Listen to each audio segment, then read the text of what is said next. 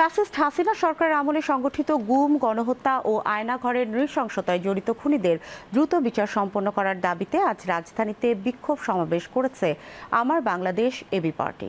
সংগঠনের চেয়ারম্যান মুজিবুর রহমান মঞ্জুর সভাপতিত্বে বিক্ষোভ সমাবেশে সংগঠনের সাধারণ সম্পাদক ব্যারিস্টার আসাদুজ্জামান ফুয়াদ সহ কেন্দ্রীয় নেতৃবৃন্দ বক্তব্য রাখেন।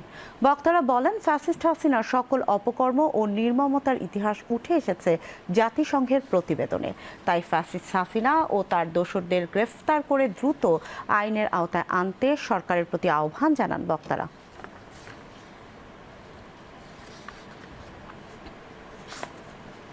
রক্তের বিচার চাই, আমার প্রত্যেকটা মানুষের ওই গুম খুনের বিচার বাংলার মাটিতে আগে চাই।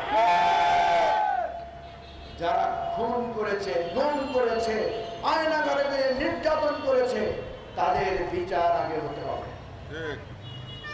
বিচারে যদি তারা শাস্তিপ্রাপ্ত হয়, তারপরে তারা যদি ক্ষমা চায়, তখন দেখা যাবে আমরা তাদেরকে, এই দেশবাসী তাদেরকে ক্ষমা করে কিনা। শত শত আয়নাঘরের গল্প দিয়ে হাসিনা হিটলারের কাতারে নাম লিখিয়েছিলে।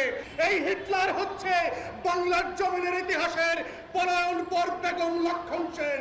লাল সবুজের পতাকাকে বন্দুক দিয়ে দিল্লির দাসত্ব কায়েম করেছে। সেই বাংলার ইতিহাসের একমাত্র গণহত্যার খলনায়িকা হচ্ছে শেখ হাসিনা।